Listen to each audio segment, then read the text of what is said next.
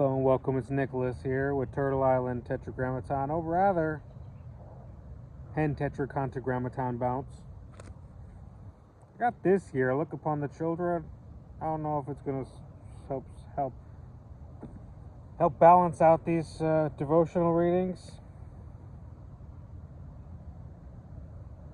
I would love to show the picture, so I'll actually do that as I read. I'll show the devotion, I'll show the picture of the poem. So these are poems from an author I know as a very wise teacher. And I got really nothing bad to say about this man. Although things are complicated and multifaceted, so I'll start with this from Look Upon the Children, collection of poems by Ken Cousins. I'm looking for the date again. 1986. So again, as always, take this as historical value or as inspiration. Totally what you want. If I could just balance all this with one hand. This is why I need a tripod. Can't find it. So yeah, I guess I'm reading devotionals from Be Still and Know for the day, June 13th, tomorrow. I see one star out, very pertinent. So I'm singing here from For All Those Children, and I'll present the text on the page if I can take a picture.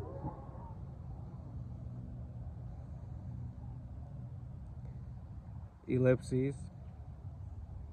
Who, instead of love, have emptiness, instead of warm beds, have cold and loveless lives, instead of furry animals and friendly smiles, too soon have their hearts turned cold as stone, who never know what love is, what light could shine from their searching eyes. For all those children, ellipses, I pray someday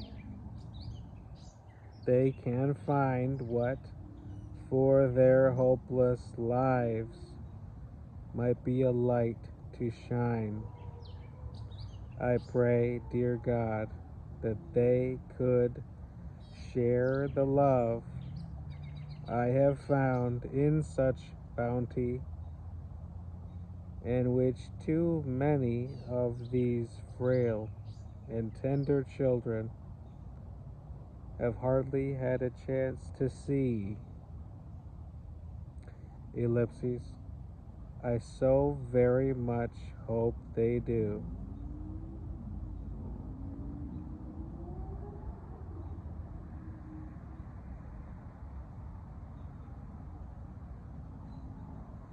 Well, a beautiful note from Ken Cousins.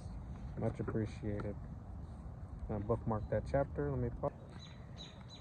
Deep into my video now at 3 minutes 50. I'm reading here from Mildred Stamm's 1978 publication, Be Still and Know. You can take it as historical artifact or as personal inspiration, totally fine.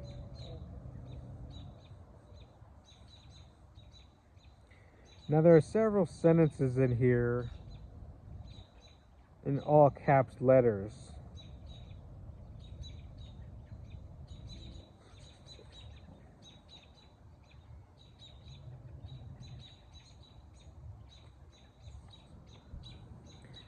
But you won't be able to see that. It opens with a quote from Scripture, quote, "The Lord is my shepherd, I shall not want." End quote. That's from Psalms chapter 23, verse 1. Quote, this is Psalms 23, verse 1, amplified. Quote, I shall not want means, quote, I shall not lack, end quote. I shall not lack rest. Quote, he maketh me to lie down in green pastures. I shall not lack refreshment. Quote, he leadeth me beside the still waters. End quote.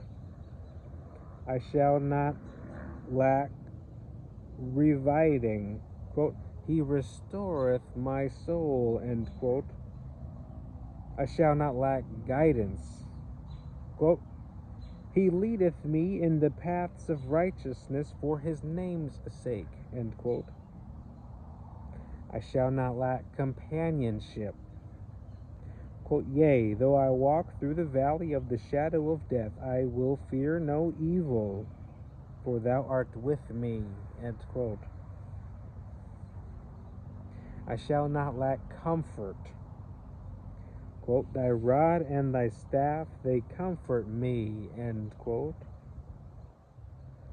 I shall not lack sustenance.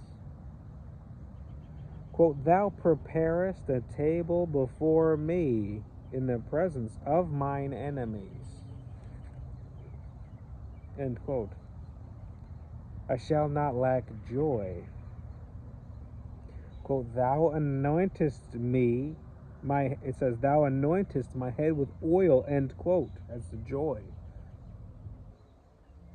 Quote, it says, I shall not lack anything in this life. Quote, surely goodness and mercy shall follow me all the days of my life, end quote. I shall not lack anything in eternity.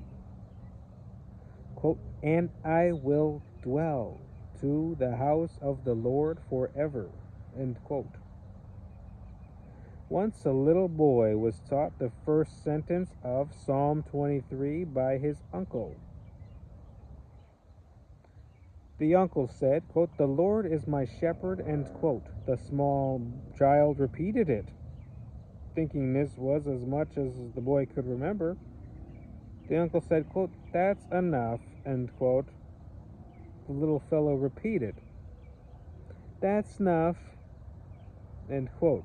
From then on, whenever asked, I love this, whenever asked to repeat the verse, he would say, quote, the Lord is my shepherd, that's enough, end quote.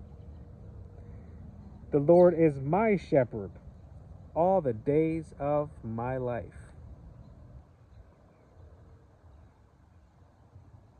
Got a little tickle, a mosquito tickle. Now, this is a funny little anecdote. Well, I'll close the reading with this prepared statement. Quote, for those who see this on underreported, quote, view count, end quote, I give my direct consent for the triad, a partnership between Antaria leader Ased Nidia, Irma leader King Rua, and Tagetin Queen Mariswa to intervene in the ongoing astral war against Earth's starseed beings. This is an official request for etheric and material support. Now, today, well, June 12, 2026, and I intend to continue making these requests.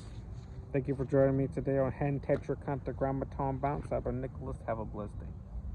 See you around again soon.